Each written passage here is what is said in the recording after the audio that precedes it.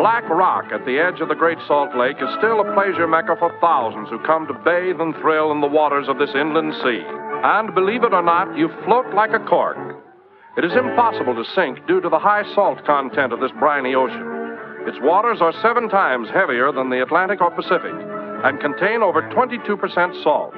So salty that 3 quarts of its water will boil down to 1 quart of fine, pure salt. One need not know how to swim to experience the buoyant sensation of tossing about in the waters of this weird lake, which has no outlet. Its only animal life is a minute shrimp that scuttles over the crystal precipitates at the bottom. Swimmers are refreshed and invigorated, even though their bodies are caked with a thin crust of fine salt.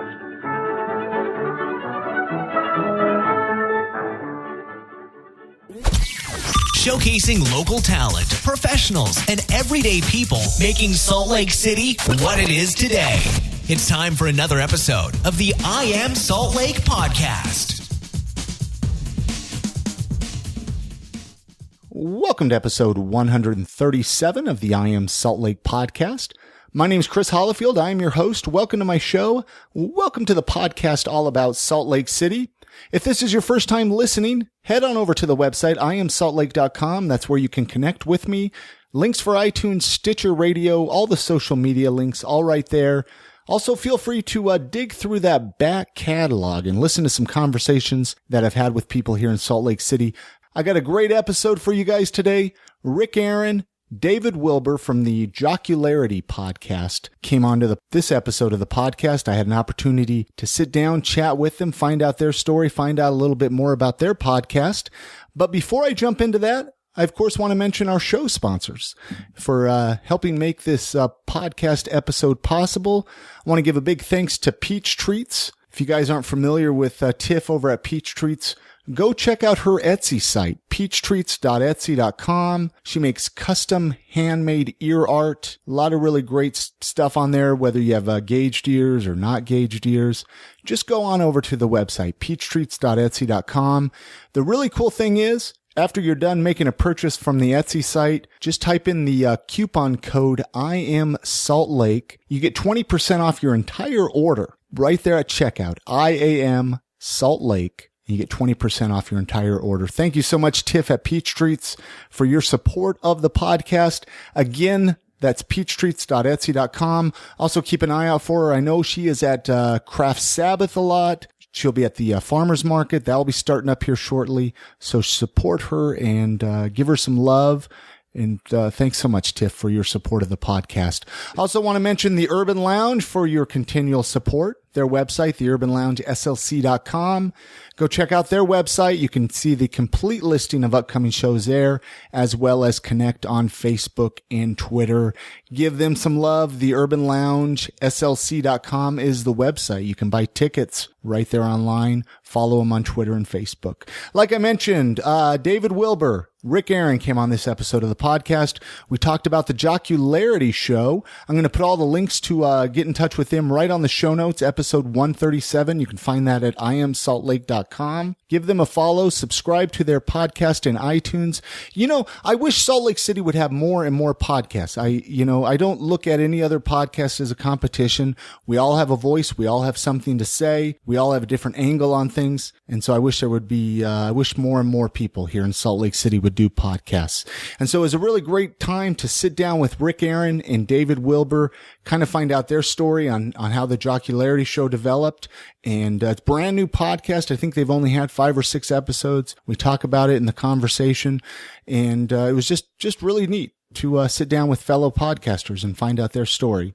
I think that's going to do it. Let's jump into that conversation now that I had with David and Rick as they came over to my downtown apartment here in Salt Lake City and found out a little bit more about their podcast that they do called The Jockularity Show. Let's just start with introductions. I got Rick and David. I want both of you guys just kind of introduce yourself a little bit, kind of who you are, and then we'll get into the podcast and kind of what the podcast is all about. Just anything special about you, you know. Well, I'll lead things off. I'm Dave Wilbur, co-host, co-creator of the Jockularity Show. I've co-created other podcasts in the past. I'm an electrician. Taxi squad. I'm an electrician. Nothing really special about me, I guess. I don't know. But you're from Salt Lake City. I grew up in West Point, Utah. Okay. Yeah, and then I moved to downtown Salt Lake City my senior year of high school. And then I got married, moved to Draper, and now I live in Sandy. So awesome. And then we got Rick Aaron. Yeah, my name is Rick Aaron. I'm from Hattiesburg, Mississippi, of all places. I've lived half my life in Southern California, found myself in Utah about 9 years ago, and I just want to say thank you for having us on the show. I'm very intrigued to talk to you, find out some specifics about your area, your salinity, and especially your spiral jetty. Well, yeah, we can get into all that. We can. You are Salt Lake, right? Well, it's funny because actually a lot of people, they think I have this like pretentious attitude that like, oh, I'm Salt Lake City. That's not the idea behind the podcast. Is it's kind of like people on the show are Salt Lake. So. We're all Salt Lake. Yeah, we're all Salt Lake. Which, by the way, sorry to interrupt. But No. Do you guys agree with me that this is the most misnamed major city in the United States, if not the world?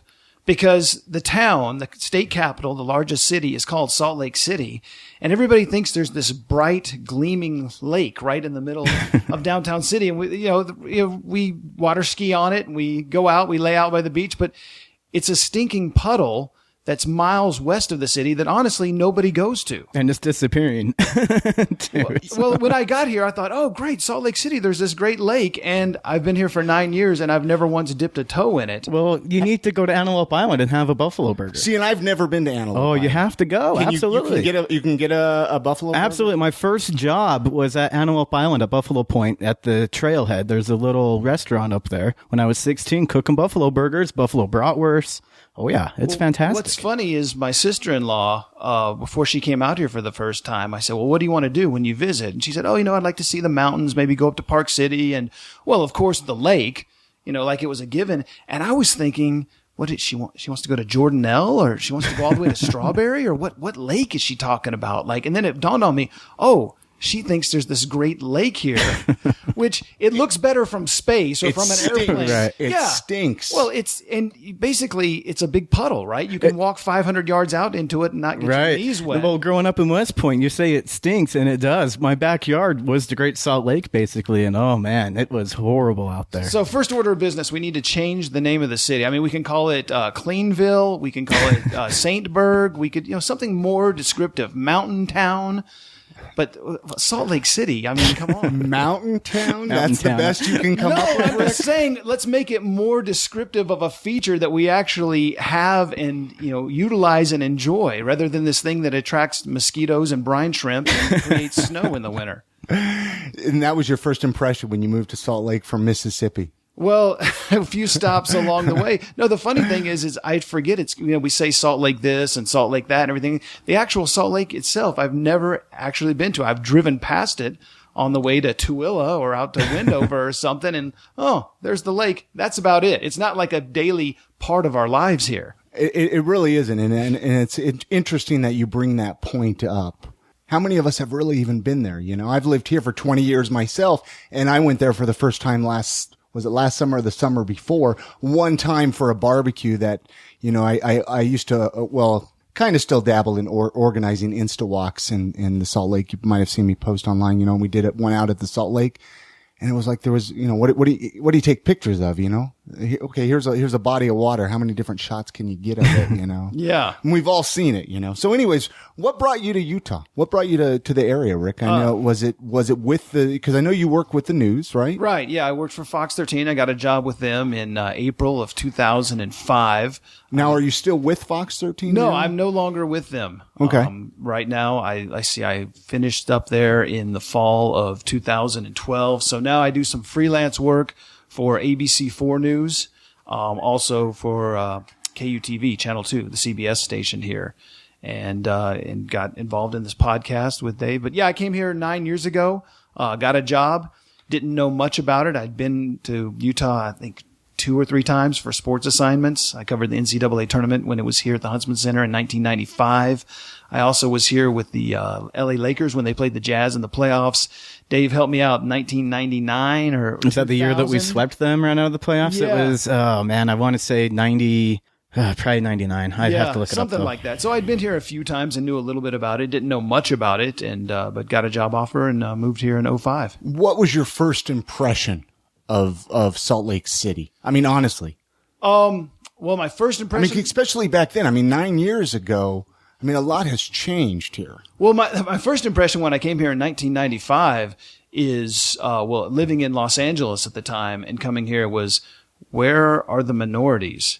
Because I think I was here for 5 days or something like that, and I don't remember seeing, not that I can recall, any African Americans, any Hispanics or anything. It was just white, which was it's fine, but it was, hey, it's different. I'm white too. If you've ever especially seen me on TV, from Mississippi. Well, yeah, I grew up in Mississippi, which obviously it's a big proportion black, and then I lived in Los Angeles, which is Asian, Latino, black, white, everything. So that's just what struck me my first time here. I was actually joking with a friend of mine because there was a song out, Pearl Jam, Can't Find a Better Man, and I was like, I've been in Salt Lake for several days, can't find a brother man. But no, the impressions after that, beyond that, was clean, safe, nice, beautiful. You have the mountains as a backdrop for everything, and just friendly people. People just go out of their way to be nice and accommodating, which is far from what I'd experienced in Los Angeles, where people tend to be more rude and brusque, but just a lot of appealing things about Salt Lake.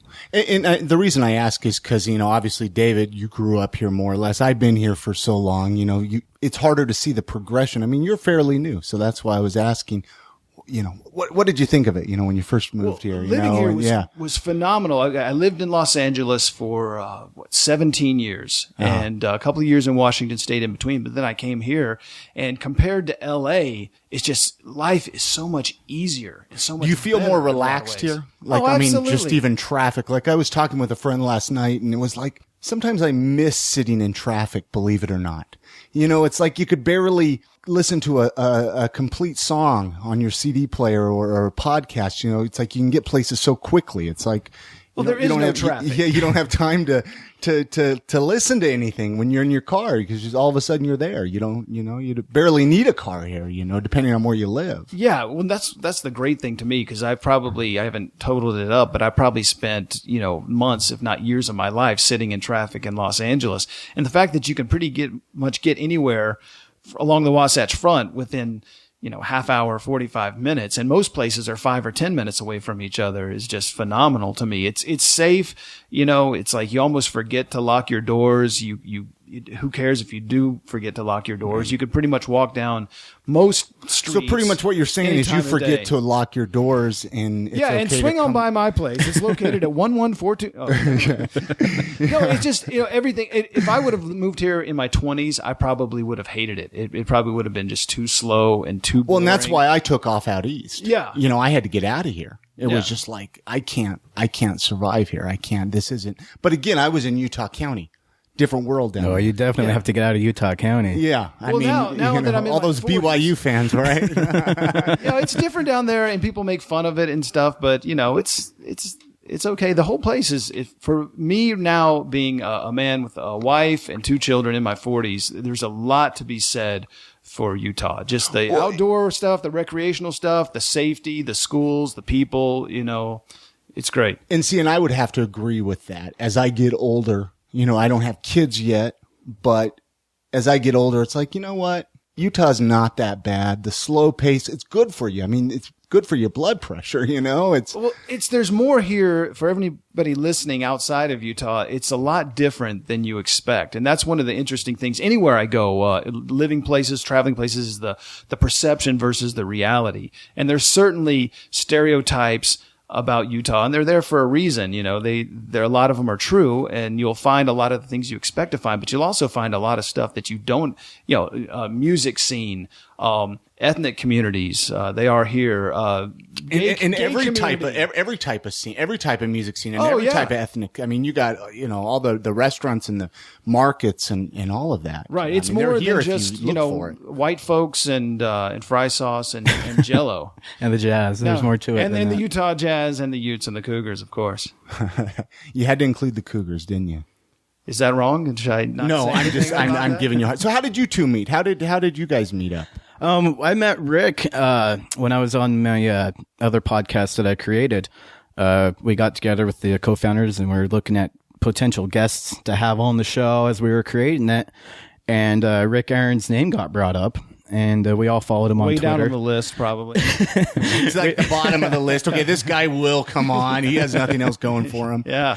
And so we're like, all right, yeah, we all follow him on Twitter. So it was my job to book guests on the show. And I contacted Rick on a direct message and was like, hey, if you're interested on coming on as a guest, we'd like to have you. And what was my response? Like, hell yeah, let's do it right now. I'm ready to go. How much does it pay? That was your response, right? How much does it pay? No, I'm like, hell yeah, I'm unemployed and looking for something to do. It sounds like fun. Why not? Yeah, and we were totally stoked. We're like, oh, heck yeah, we've got Rick Aaron coming on. He's going to come in studio. That's even better.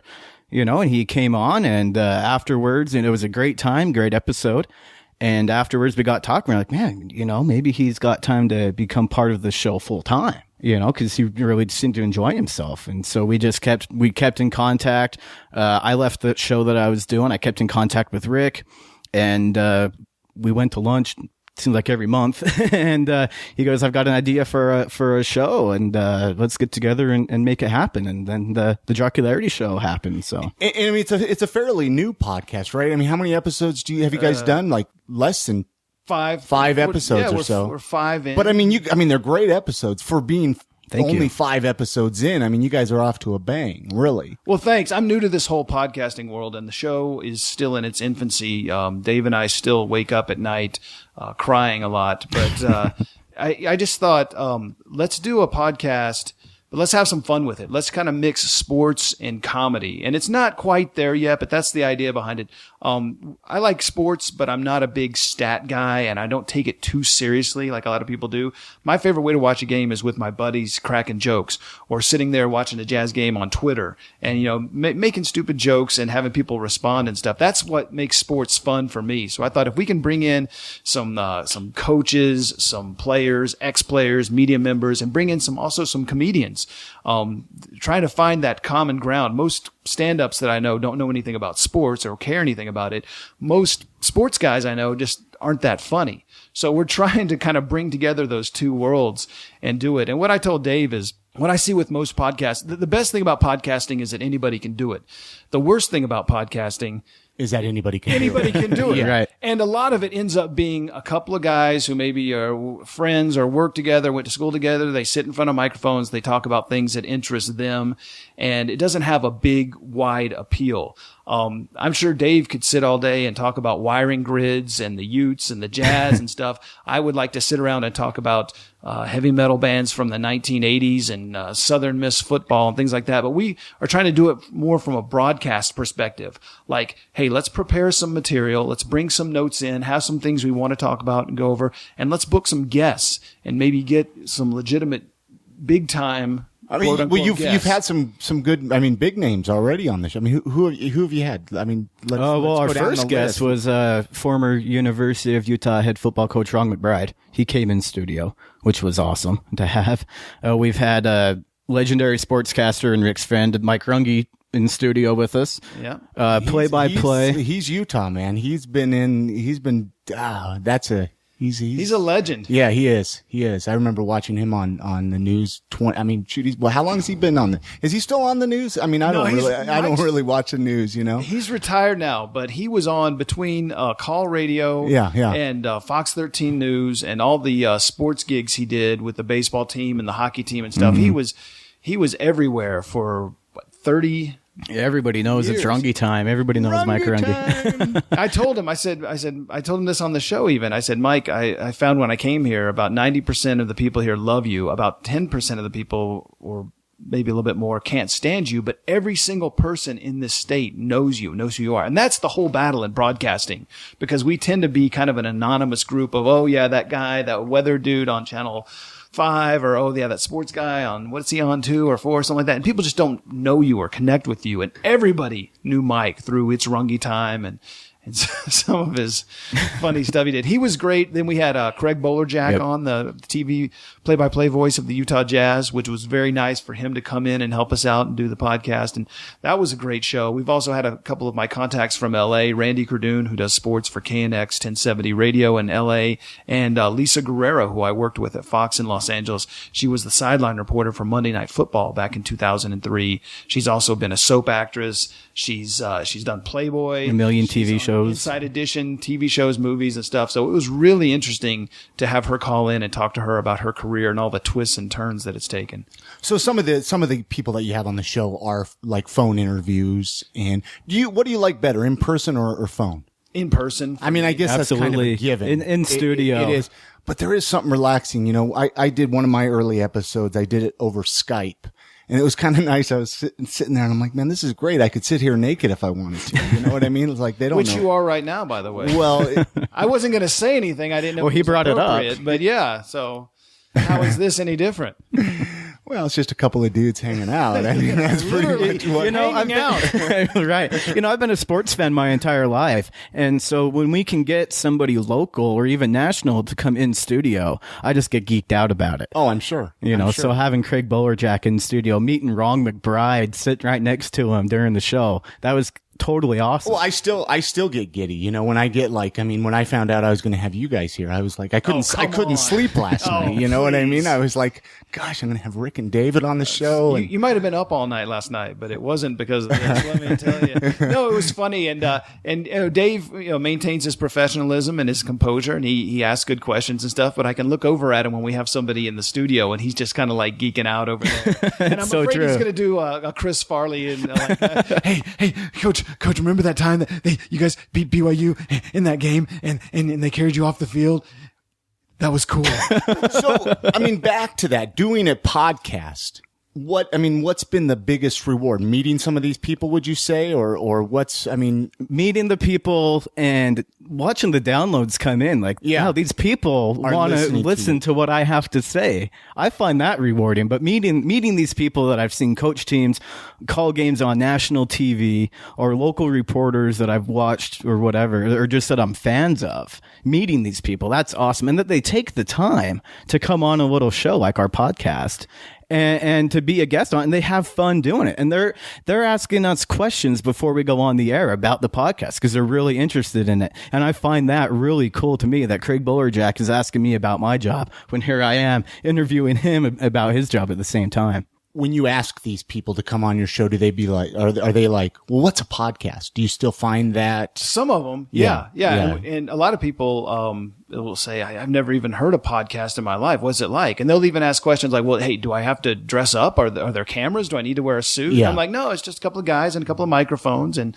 we'll sit around, we'll talk, sports, TV, whatever you want to talk about for, 35, 40 minutes. And then you're free to go. Well, but it is a little bit of a struggle. And I have had to call on my own personal contacts because I know these people and I've worked with them in the past. And I think, they're doing it in some part as a favor to me. Does it put you in an awkward position at all? Do you feel it puts you in like sometimes I'll ask somebody and in the beginning and I feel like they felt like, well, I'm doing this as a, just because you're my friend and I don't want to ruin that friendship, Does that question make sense? I mean, it's kind of hard to approach people, especially when, for the past 7 years, I was calling them up asking for, interviews for TV, and that gets you in the door a lot quicker is say, hey, I'm with ABC4 News or I'm with Fox 13 Sports or whatever. And this kind of having to explain it and sell it. Hey, we're doing a podcast. It's like a radio show on the computer. It's like a radio show. Yeah. But you know what? I'm not afraid to ask anybody. And, what's the worst they can say is no or no, thank you. And, and I don't mind, it's the more awkward part for us is for me personally, is trying to get sponsorships. Right. And, then you're calling up, businesses and, basically begging, you're going, with your hands out saying, hey, can you spare a few gift cards? Could we get you to, commit to this or whatever? Cause, ultimately we would like to be able to, get some money to put back into the show, to improve the show, buy some equipment, and then, who knows beyond that. But then that's when the people are looking at you sideways, like, what? The jock, you what? Yeah. What is this? Who listens to it? What are your numbers? And, this point in the stage of things, we really don't have a lot of numbers, at least not big ones that we want to take to companies and say, hey, we've got this, this, and this. So that's kind of the struggle too. And I'm not real comfortable asking people for money or donations or a promotional but why? partnership. And I felt that way too in the beginning. But why not? You're giving somebody valuable content. $1 or $2 goes a long ways. I mean, if every listener was to say, okay, you know what? I like your content. Here's $1. We'd have $3 in our account. Well, no, but I mean, it goes back to doing a podcast isn't cheap. And I've learned that, doing this show for a year and a half, where it's like I could invest in more and more equipment. And obviously I don't have the best of the best. And I mean, mic stand just broke on me this morning. It's like, okay, now I got to replace it. And I think that's why a lot of podcasters fizzle, is because, after 10 episodes, they're not making, $1 million, and, it costs money to host your podcast on Libsyn or whatever podcasting site you use. And it becomes like, well, this is costing me money. Well, is it better to fizzle away or to not, to just ask for a few bucks? Well, what I told Dave is, we joke around sometimes. I said, well, we did some financial analysis. We had Ernst & Young come in. We paid them a sizable consulting fee, and they told us what the world needs is another podcast. They need there's just not enough white guys sitting around telling jokes and talking about sports. So that's where our market is. And I didn't realize that when you first post your first episode to iTunes, that Apple cuts you a check for $250,000 right there on the spot. And then each subsequent episode, I know it depends on, a number of factors, but each subsequent episode is between $75,000 and $100,000. I think our last check was $88,000. Yeah. Well, and the life insurance. I mean, the life insurance is it's a great health plan. Yeah, health plan is great. The benefits are amazing. Great vacation time. Yeah, no, we got into it for the money, and we're gonna, squeeze everything we can. Well, no, I mean, but I know you're making light of the situation, but it does take time to do a podcast. It takes time and money. It's communication. I've got a wife and kids. Yeah. It's scheduling guests. Sometimes you're scheduling your life around when the guests can come on the show too. Oh, absolutely. It's right. It's very difficult. Yeah. And what I told Dave is let's approach this as if it were a business, even though it probably isn't in the sense of bringing in any revenue right now. But I think most podcasts fizzle out because a couple of people hook up microphones to a laptop. They talk about things that they want to talk about, and they never really connect with an audience. And then it gets old after they do it, like you said, 10 times. I would even say like 3 or 4 times, and they're not making any money, and it stops being fun.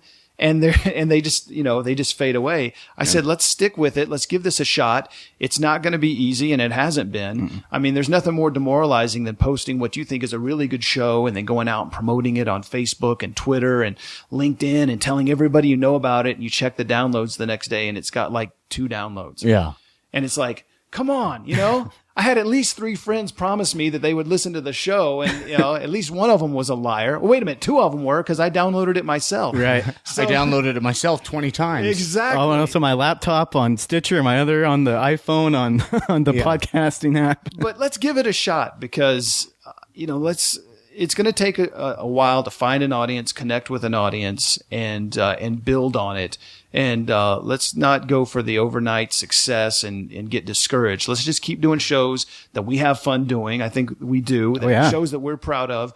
Eventually, we might find an audience, or an audience might find us, and then we could maybe take those numbers to a local restaurant or a local sports bar or something, get some kind of a sponsorship, and then grow. And who knows? I told Dave, in a couple of years, this could become a thing. Jockularity Show could become its own brand. We could get some big national guests on and start generating some big numbers in terms of downloads and listens. And, who knows? ESPN Digital might want to buy it out from under us, or a local radio station might want to make Jockularity Show part of their lineup. Probably not, but even if they don't, even if we just do this for a while and we enjoy it, I mean, Well, and that's what you need to be passionate about what you do if you're going to do a podcast or a radio online show of any sort, because that's going to be, you have to find the little rewards. Kind of like you were mentioning, David, of some of the people you've had on the show, getting to meet them. You have to look at that as a reward. Oh, yeah. You know, and I mean, I look at some of the friendships that I've created here in Salt Lake City with doing this podcast. And to me, nothing can, you know, no amount of money can pay for that, you know, of some of the people that I've got to build friendships with, by doing this podcast. And then emails of people that have get connected, you know, oh, I found out about this with this, you know, and hopefully even with you guys, with your podcast, you know, cause it's like, you know, I'm going to be honest. I'm not a big sports guy, you know, so that's why it's like, I'd love to, you know, connect people with a sports podcast like your guys, because you guys, you know, obviously emphasize a lot on Utah sports. Correct? I mean, right, you know, yeah. Well, so that's our base now. Yeah, exactly. That's your base. Do you find it tough though with a sports podcast that is it very, I mean, what's the word I'm looking for? Do you find that people have to listen to the podcast when it first comes out because that information is relevant for that some time sensitive material? Yes, time sensitive, you know. Absolutely. Very much so. But yeah. I'm sure the interviews and the people, you know, like Mike Runge, I mean, I'm sure that's going to be fun to listen to at any time. His stories are timeless. Yeah, exactly. Exactly. No, yeah, we probably need to work on that because we've had a situation recently that we were talking about some very time sensitive stuff, some sports happenings and a tournament and stuff. And then we got kind of bogged down in post-production and the show actually didn't come out till 3 days later. And the whole situation had basically changed. Right. So, yeah, there's something that we need to keep in mind. And it's talking about topics in general. One thing we addressed one time was rushing the court. You know, fans storming the field, rushing the court to celebrate a big win. Is it time for that tradition to end? We had a big brawl down in Orem between Utah Valley University and New Mexico State. Or is it one of the, you know, things that makes college sports special is that the fans can run onto the floor and celebrate with the players and coaches right when it happens. So, you know, topics like that are kind of evergreen and kind of appropriate at the time. And the interviews we do, I think we're talking to people about their careers, their experiences, their stories and stuff like that. Stuff like that is pretty fresh no matter when you listen to it. So. And how often, I don't think I asked you guys, I mean, you guys have like a schedule, release date, that people can expect an episode or? We try to record on the weekends. So most of our shows end up coming out, on Sundays or Mondays. It hasn't been consistent so far. We'd like to get to a schedule where we are more, recording at the same time every week and releasing it at the same time every week. And, I still battle with that, man. I still battle with trying to. And then what's tough with me, since I do interview shows, is if somebody has to reschedule. So it's like, well, you know, so I have to be, you know, I try to be like about a week out with people on the show, you know, so, and it's been tough. That's been my biggest challenge because at least you guys have each other that if somebody cancels on you guys can just kind of. Or they don't call in to the show at the time they're supposed to. We're also at the mercy of Alan Martindale, local podcaster, does the Dog and Deuce show, has his own studio, and we're working out of his studio. So we're at his mercy, too. So we're juggling not only our schedules, but our guest schedules and Alan's schedule. And he's been great. He's done so much to help us and launch it off the ground. Mm-hmm. But we might have a situation where Dave and I can do it on a Friday night, and our guest can come in on a Friday night and join us, and Alan's not available on Friday night, and so we got to reschedule for Saturday afternoon or Sunday afternoon or Monday night or something like that. Talk about that, actually, since you brought it up. I was going to bring it up. Like, what made you decide, like, so you go to his studio to record it. Why did you go that route? What made you decide to have that's probably an added expense onto the podcast. He's got everything that we don't have, which is equipment and know-how and experience. And basically Dave has podcasting experience and blogging experience. I have broadcasting experience, but we just didn't know how to do this stuff. You know? Right. Yeah. I'm a contributing writer at tornbysports.com. Okay. And the Dog and Deuce show at one point was on tornbysports.com. They've since broken ties and they're on their own show, but we still talk to everybody. And Alan's like, hey, come to my studio, you know, This is the setup that I've got. If you like it, we can continue. If not, oh well. So Alan's pretty much our producer. Wouldn't you say he live produces the show? So he edits it and the whole thing? Yeah. And that must be nice. It is nice because we show up and we talk and we leave, and then he's left behind to mix it together, But and he's a genius when it comes to that stuff. I mean, he has the programs, he has the equipment, he sets it up, he tells us what to do. And the good thing is he seems to enjoy the show. So if he's over there in the corner, working the board, riding the levels, and he's laughing at things and he's enjoying the show, then I have a pretty good indication that it might be an okay show. And he says he enjoys doing it. So I'd like to continue that partnership with him. Oh, absolutely. I've had him on the podcast. I mean, Alan's a great guy. Oh, yeah. Do you find, because, Dog and Deuce, they haven't done a podcast episode for a little while. No, they just released one a couple weeks ago. They have been on hiatus. Okay. Though. Right. So with that being said, and there are other sports podcasts out there. Just a couple. Do you find, do you look at that as competition? No, not really. I don't. Because I know I've heard that word thrown around, and it's like everybody's got a different angle. Everybody's got a different thing that they bring to the table. You can't really look at it as. I was just curious what your thoughts. Well, your guys' thoughts. I think that sports podcasting is such a unique community, and it's so new. That a rising tide raises all boats. And I wouldn't have any problem promoting another sports podcast. I think the more people we can get interested and get involved, the better for all of us. Now, I know some people are really competitive. They see it as an extremely small pie, and they want to be very protective of their piece of that pie. But here's the thing is, nobody's getting rich doing this. I mean, I don't know if anybody's even making any money doing this. It's basically a hobby and a labor of love for all of us. So why not, go on, and we'll go on anybody's show. We're on your show. We've been on Salt City Throwdown. We'll go on anybody else's show. We're happy to have people come on our show as well. I think it's got to be a community and everybody helping each other out. Absolutely. I agree with Rick. I don't see it as a competition. I'm not in competition with you. I'm not in competition with any other sports. Exactly. Because I see it like, I listen to a lot of comedy podcasts and I see how well they work together. I mean, they'll talk about, have each other on each other's shows and they work together. And a lot of times, they'll have the same, people on the show, and everybody's got a different twist on things.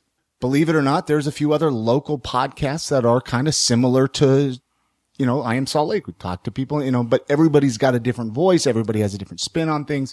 Everybody brings something different to the table. And you might not like my show, but you guys might like, Jockularity. You might like, whatever else is, podcasts. Right. And we're once a week. So we're just asking for 1 hour of somebody's time. Day. Yeah, exactly. To listen to us. And then you've got the rest of the day or other days to listen to your other sports podcasts, to get opinions and different topics probably too from them that we may not even have covered that day. Yeah. Do you guys listen to a lot of podcasts or not really so much? I'm just getting into it. And that's been one of the best parts for me, is to meet people like you and, Sean and Adam over at Salt City Throwdown and kind of find out a little bit about what they're doing. They have us on their show and I'm thinking, I need to listen. I need to figure out, who these guys are and what they do. And it's kind of cool because things I would have not known about otherwise and didn't know about. Now I'm, tapping into some of these other local shows. Well, and really not even local. I mean, there are some other great podcasts out there on any subject matter, really. I'm an Adam Carolla fan. Yeah. I listen to his show, which, it's #1 podcast in the world as far as there's a guy that makes some money from podcasting. Yeah, exactly. And he's kind of a hero because he was in broadcasting like I had been for a long time. And he finally got sick of it because you're told what to do, when to do it, how to do it. You have people, and then it's nice for him, and if to a lesser extent for me, to be able to say, this is what I want to do, and good, bad, successful or unsuccessful, I get a chance for once to do what I want to do. Well, it's so much fun podcasting. It's a hobby, but it's fun. It's not work for me. Like, I've got to go home today and prepare for the guests we have coming up this week, but that's only going to be 90 minutes maybe, you know? And that's when the kids are down for a nap. So I'm not really missing out on anything doing that. I love it, man. It's like, it's a drive. It's like, all right, dude, tonight we got to go into the studio and record the podcast. All right, it's man. Funny. I mean, I've been on television, in Salt Lake City, and I've been watched by, I don't know how many, on a bad night, 20, 30,000 people. On a good night, maybe a lot more than that. I thought you were going to say 20 or 30 people. Well, no, and then I get people. as excited to go in and record a podcast, which maybe is going to be heard by, 40 or 50 or 60 people, but I approach it the same way. I try to do the same preparation that I would and know what I'm talking about, or at least try to sound like I know what I'm talking about. And it's fun. I get a charge out of it. I mean, it's, I'm sure you experience it too. Even 136 shows in, when the red light comes on and you're recording, you get a little bit of a charge. It's definitely there. There are some times where it's like, I don't know, I'm not feeling this episode. You know what I mean? But it's fun. It's fun. You definitely need to find that thing to keep you motivated. Yeah. And keep you driven. And why are you doing it? What makes you continue to do it? Why are you producing this? What is it doing? I mean, is it for the ladies? Is it for the money? Is it for the fame? Well, I hope it's not for any of those, because so far there have been no ladies and no fame. So if that's what we're out for, we're certainly doing it wrong. Yeah, we're doing maybe that you can wrong. give us some pointers on those three fronts. Who would be like your dream person to have on your show? I mean, you probably have like an ultimate dream. Well, I mentioned interview. Adam already. I mean, I would love to have Adam on if we could. At some Adam point. Carolla? Adam Carolla to call in. He's kind of Dog and Deuce did one. They did. Yeah, he was on the Dog and Deuce show. Yeah. And I was floored when I heard that. Or, people who are kind of known in the sports comedy hybrid world, the Sklar brothers, you see them all the time on ESPN. They had their own show, and they would be fantastic because they could talk and they could come up with really good stuff about a variety of sports topics. A lot of comedians I met when I was working in LA, we used to do a comedy section or a little feature on a football show I did called Fox Overtime, and we'd go out to local clubs and shoot stand-ups, and we'd just say, hey, do a couple of minutes of sports material and we'll edit it down and we'll put it on our show. And we had guys like Alonzo Bowden, who was fantastic. He's a great stand-up, a veteran, and he could do football, basketball, baseball, any topic you threw out there, he could do 5 really, really solid minutes on. He would be a fantastic guest. Sports-wise, I'm not so enamored with all the sports people because I've met a lot of them. I've interviewed a lot of them for TV and for radio. And some of them are really good. Some of them are not great speakers and not really compelling guests. Somebody who would be perfect for our show would be Karl Malone. Absolutely. Just because he's such a legend in this town, and every time he gets in front of a microphone, I mean, there's fireworks. Well, that would be the easiest show that we would do. We'd sit down and he'd have a microphone in his face and we'd ask one question. Have the red light come on and all right, there we go. No, I'm not going to say anything about that. But if I did, I would say that coach is an idiot. He needs to be fired, and we can't tolerate this anymore. But I'm not going to say anything about that. Exactly. He's great. He really has no filter. He acts like he has a filter, and that was fantastic. Every time I got to interview Karl for TV and for radio, it was just gold. It was just dynamite. Hearing what he had to say, and Karl Malone would be great. My number one would be Dan Patrick. He does the Dan Patrick Show on ESPN 700. Okay. DPshow.com. Man, I liked him on SportsCenter, but since he's broke away from ESPN and he's become his own brand, he's just so much more free and having so much fun with his show. Probably the best interviewer in the business. Too. Absolutely. Because he is the guy who will break all the stereotypes and just ask the questions you want the answers to. I'll listen to his show and think, yeah, I want to know that. I mean, it's something like that. Hey, you won an ESPY award last night for best performance in a football game. Where'd you go to eat after that? Or right. What did you do? Was there a party? Did you go to your hotel room? What time did you go to bed? Just little things like that are insight into these people's lives that nobody else would ask. And it's fascinating to hear how he approaches it and the responses he gets. I'm just always curious, because I might be able to hook you up with some of those interviews. That's why. No, I'm just kidding. Just kidding. Is Karl here? Yeah. Come on out. You have a special. Hey, how you doing? Wow, great to see you. So let's say somebody was coming to Utah, complete change of pace here. Let's say somebody was going to visit Utah for the first time. What would you recommend them to check out or a restaurant for them to eat at? I always like to ask this to kind of, incorporate a little bit of back into Salt Lake City into the mix. There's great restaurants here. I probably don't take advantage of them enough. As a parent to a 5 and a 4-year-old, I probably eat 90% of my meals from a paper bag at a drive-through. Yeah. Often with a toy included, by the way. What's your favorite toy? I don't know. I'm just giving you. He's got so many to choose. I'm just giving you a hard time. No, I'm always curious. Like, is there like, hey, you got to go check out this area. I really like this ski resort. I don't know. Just a recommendation from Rick and David.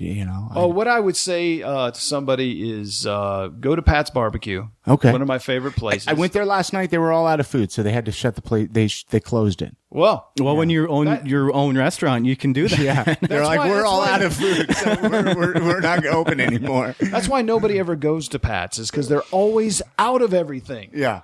Well, if they weren't so good, then they wouldn't run out of food. Pat's is good. That's the real deal. I also like this Vietnamese place on State Street called Oh My. Oh, delicious. And not just because it's a pun, which I enjoy the puns, but Right. I really like Vietnamese food.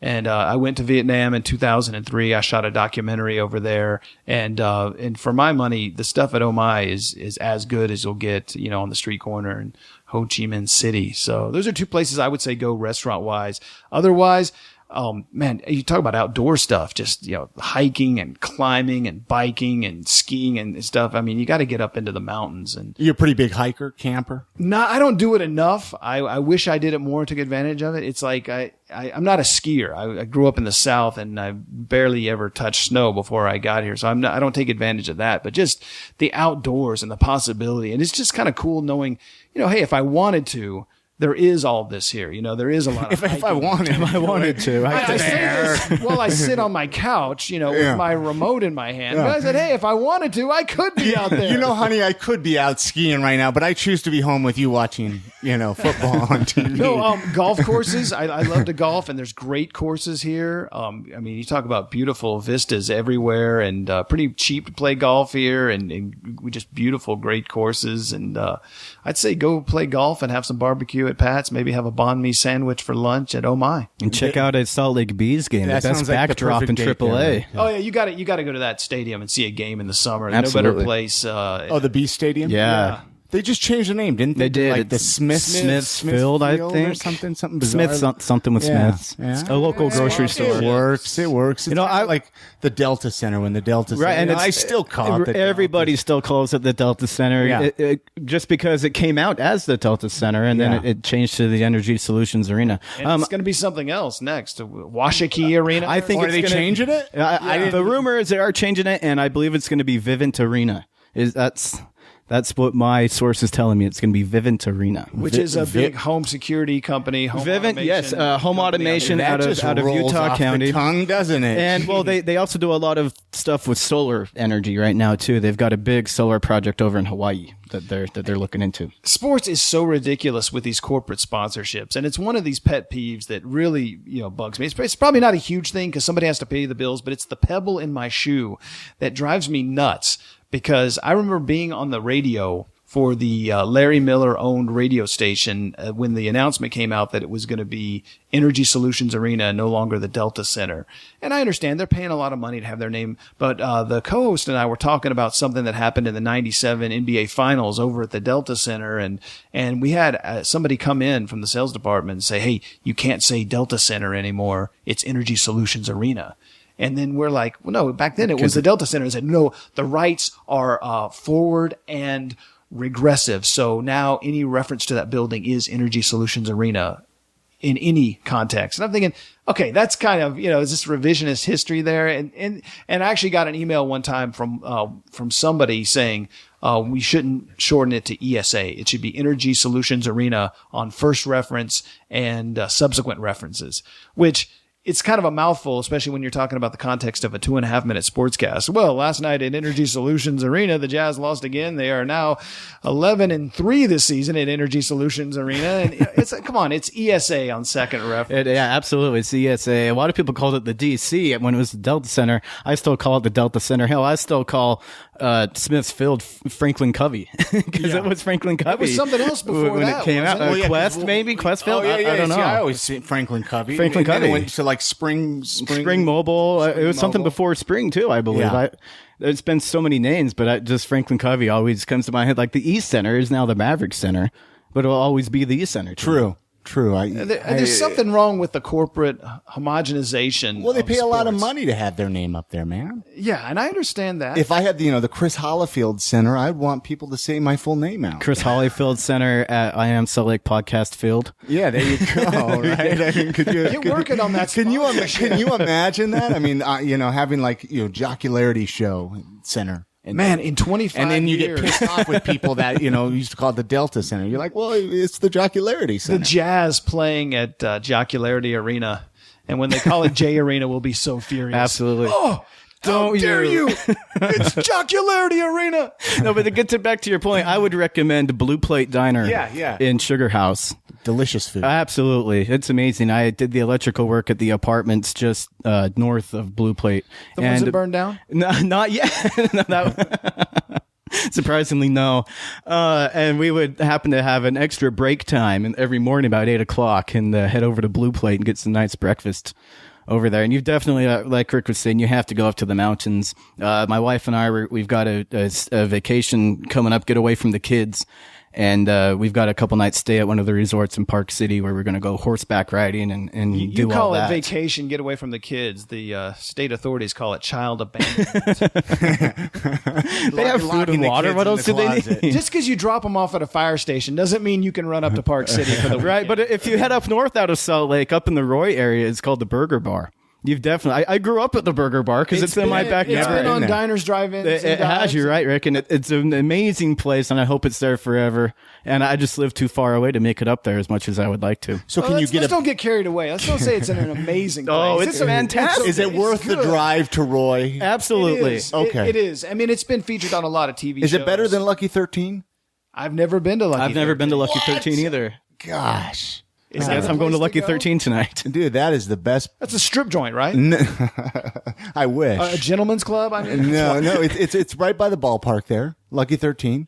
Okay. I mean, they've got a little patio out there on 13th South. I mean, it is a bar, but it's not a bar. You know what I mean? Like, I don't go in there and feel like I'm at like a bar. You know, I mean, you get carded to get in there, but best burgers. Oh, I have been there, but I did electrical work. I didn't get any food. Okay, though. I mean, I think they're one of the best burgers. I know what you're in talking Salt about Lake, now. in my I opinion. see people before and after Bees games hanging out there. There's a little patio right you there. Get the next to peanut butter stadium. burger. It's really nice. It's a really nice place. To die for. It really is. And then in the summertime, you go out on the patio and just hang out. I'll have to check it out before a ball game this year. Yeah, and Dave's a big baseball They guy. didn't even pay me am. to say that, you know. Well, they should. They should. Yeah. Get on it, Lucky 13. So, anyways, how can people find out about your guys' podcast? Let's. You guys are websites, link information, Facebook, anything. What do you guys got? Well, this is really the reason why Al Gore invented the internet back when he did, was that people like you can go on to our website. JockularyShow.com is probably the easiest way to get there. We have all the shows available there. You can listen right on the site. You can download them to a device.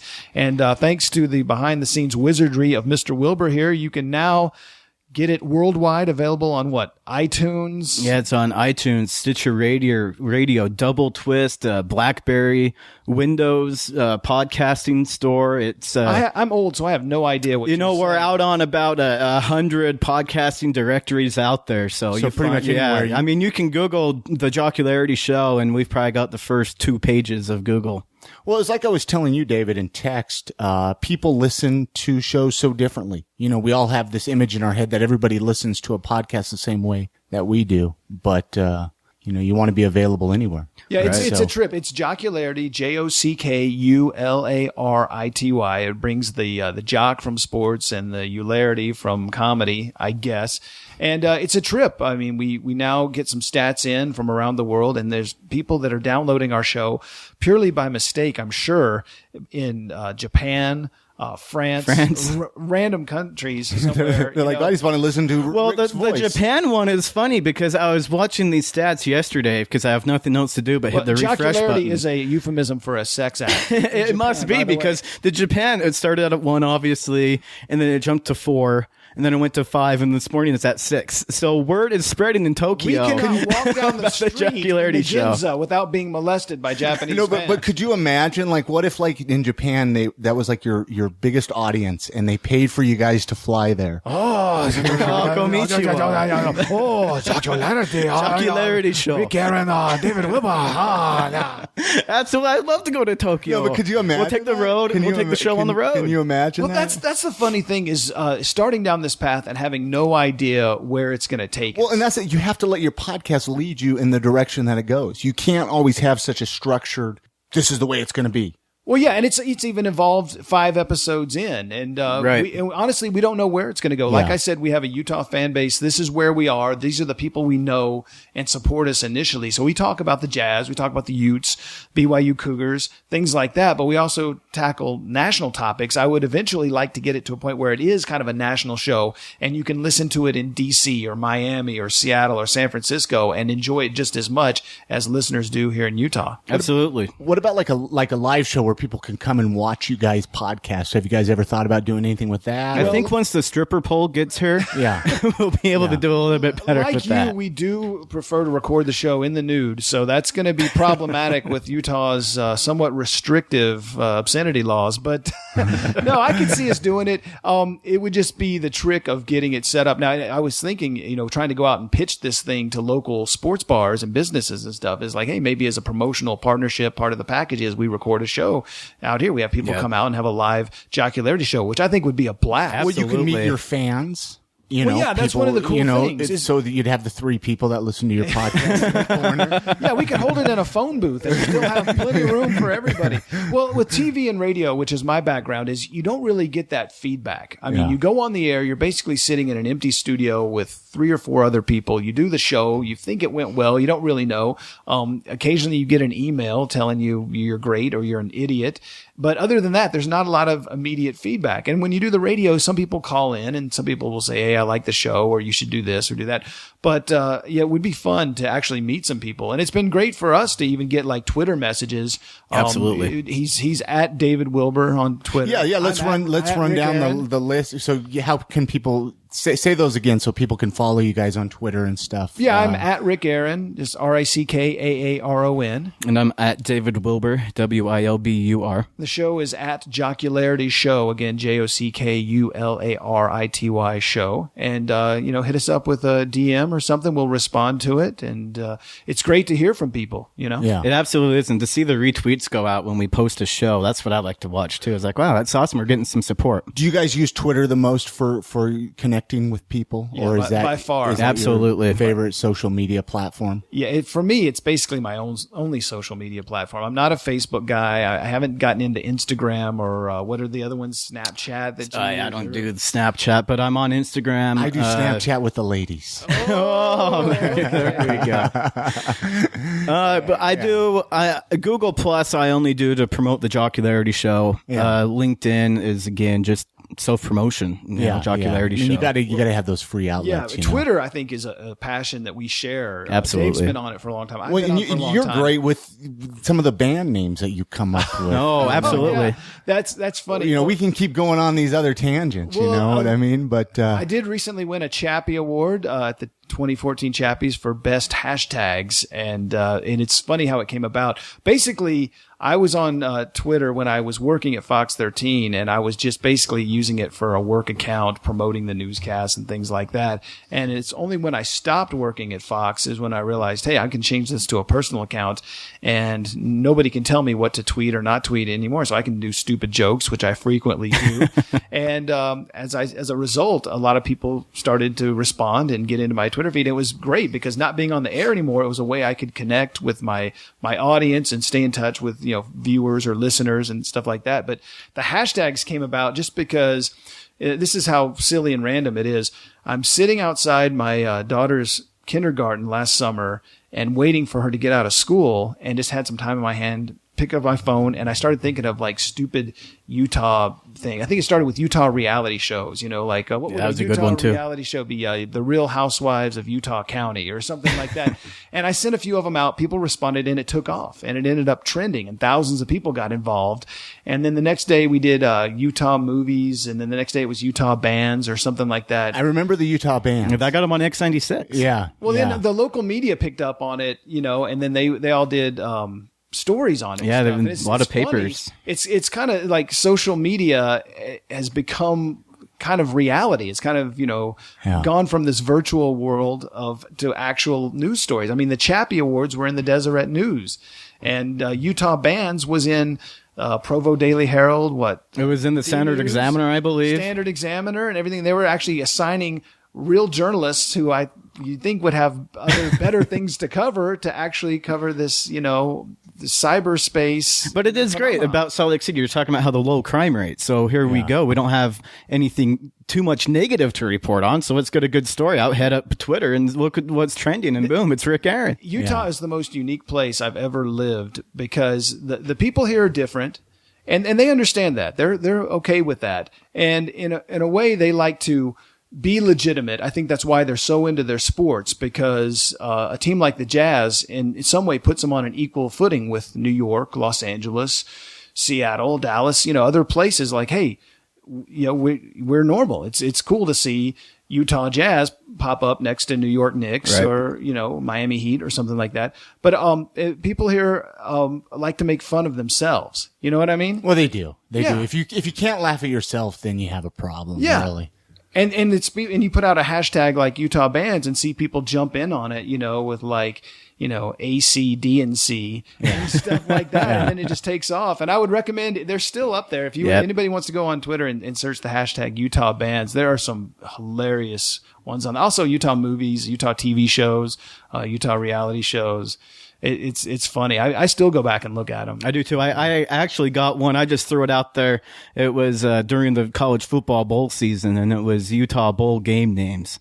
And I just threw one out there, just one for my own thing, and boom, it started trending in Utah, and it was awesome because everybody was. I think I chimed in with the fry sauce bowl. Yeah. I believe so. There were some really good ones on there, and I like to go through and search those too. Yeah, Utah Bands. What were your favorites on the Utah Bands? Wow. I can't even. You mentioned like ACDNC. ACDNC. I remember, and I'm not pretty good. Stuck out. I'm trying to. If you said one, I could remember. Some of mine's just reminiscing over Utah Bands. We have Mr. Mac, Cafe Rio Speedwagon. There you go. Salt Air Supply. You'd have to be from Utah. Absolutely. Those three are totally just Utah only. Or Dr. Draper. Dr. Draper. Or you go sports, less than Jake Heaps. Yeah. Well, follow these guys on Twitter. Anything else you guys want to mention before I close out here? I appreciate you guys sitting down with me. I mean, I could go on for 3-4 hours with you guys. Thanks for having us on. This was a lot of fun. It's almost funner. There's a Utah word for you right there. Funner. It's more fun being a guest than hosting the podcast. Well, I was afraid you guys would just take control of the show and then interview me, Oh, that'll be on our show when we reciprocate. No, thank you very much for having us on. Seriously. We're trying to get the word out. It's JockularyShow.com. Check us out on iTunes. Follow us on Twitter. We really need the support to keep this thing going, have some fun with it. Hopefully we'll get some bigger name guests from the comedy world and the sports world on, and we can keep it going. And so if anybody wants to be a guest on your show, I'm hit us up. Yeah, I'm probably in more connections with local comedians that I could probably send your guys' way. Yeah, if you're funny, absolutely get on your show. You know sports, and the most important criteria, you're willing to drive to Sandy on a Friday night. Hey, you're on. Absolutely. Awesome. Well, thanks a lot, guys, for coming on the podcast.